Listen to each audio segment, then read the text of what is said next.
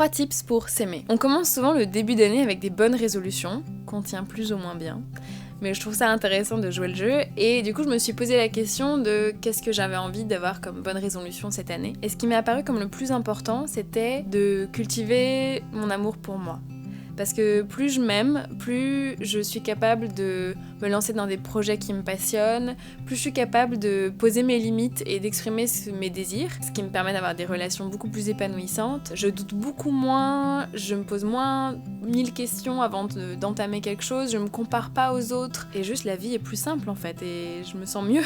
Du coup je me suis dit que c'était intéressant d'en parler et de partager avec vous des petits conseils sur comment cultiver l'amour qu'on a pour nous-mêmes. Alors le premier conseil, c'est de, à chaque fois que vous passez devant votre reflet, de vous faire un compliment. Que ce soit un miroir ou juste une vitrine où vous voyez, ou vous voyez n'importe quel endroit où il y a un reflet, de utiliser ce moment pour vous faire un compliment. Que ce soit un compliment sur votre tenue, sur vos cheveux, sur le fait que tout simplement vous êtes en bonne santé et que votre corps fonctionne et que vous arrivez à vous déplacer, que vous avez réussi à sortir du lit aujourd'hui pour aller à ce rendez-vous, enfin n'importe quoi en fait, mais juste vous faire un compliment. Parce que je trouve qu'on est dans une société où c'est très difficile de se valoriser. C'est complètement normal d'arriver devant ses potes et dire je me sens comme une merde, je suis trop nulle, je suis trop moche aujourd'hui, ça passe complètement de dire ça, alors que si t'arrives de bonne humeur en disant je suis trop fière de moi, aujourd'hui je me sens super belle, je me sens super beau, etc. Les gens vont te regarder un peu bizarre.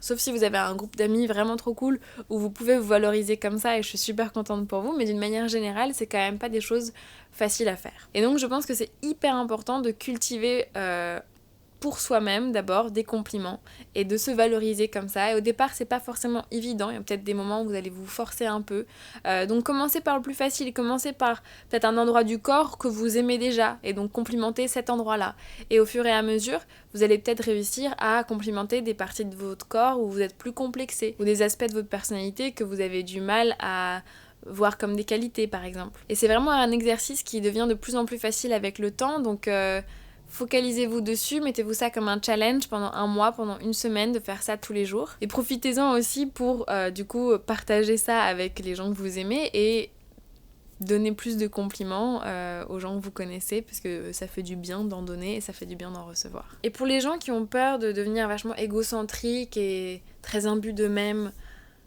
si déjà vous avez peur de ça, c'est que probablement vous n'allez pas le devenir, et en plus de ça, on est tellement nombreux à avoir tellement d'insécurité et de complexes que vraiment je pense que quelques compliments par jour ne va pas vous faire prendre la grosse tête tout d'un coup. Mon deuxième conseil, c'est de, à chaque fois que vous avez une décision à prendre, de vous demander qu'est-ce que ferait quelqu'un qui s'aime. C'est une question hyper intéressante, et souvent en fait on a une réponse qui vient comme ça, boum, c'est fulgurant.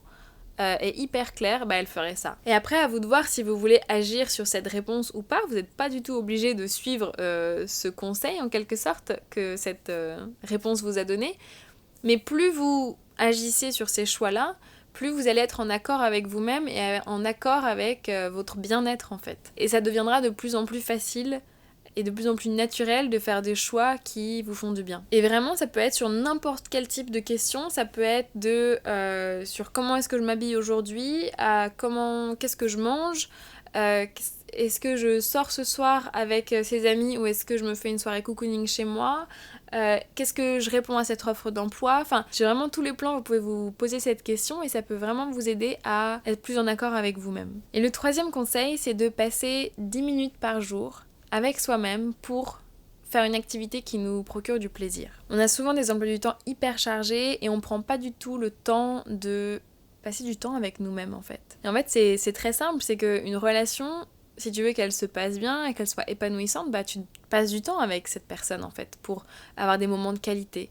Et donc c'est la même chose avec toi-même. Si tu veux avoir une relation épanouissante avec toi, eh bien, il faut que tu passes du temps avec toi-même à faire des choses qui te font du bien, qui te font plaisir. Et c'est vraiment comme n'importe quelle pratique, plus tu la fais et plus tu verras l'impact que ça a sur toi. Du coup, je t'invite vraiment à te lancer une sorte de petit challenge, de choisir une activité que tu sais que tu aimes et qui te fait du bien, et de te dire ok, pendant une semaine, je la fais tous les jours pendant 10 minutes. Ou pendant 14 jours, ou pendant un mois, à toi de voir. Donne-toi un challenge qui est faisable et réaliste, mais assez de temps quand même pour voir l'impact que ça a sur toi. Et comme idée d'activité que tu peux faire avec toi-même pour te faire du bien, Ça peut être de te masser tout le corps, ça peut être de méditer, ça peut être de danser sur tes musiques préférées pendant 10 minutes, ça peut être de faire une petite balade, de faire un goûter où tu vraiment savoures le chocolat et les fruits que tu t'es préparé. Ça peut être bien sûr aussi de te masturber. N'importe quelle activité où t'es connecté avec ton corps, t'es sur le moment présent et tu fais quelque chose qui te fait du bien. Voilà, il y a encore plein d'autres façons de cultiver l'amour de soi et j'aimerais beaucoup lire dans les commentaires qu'est-ce que vous faites pour vous faire plaisir. Et je vous souhaite à tous une très bonne année et à la prochaine.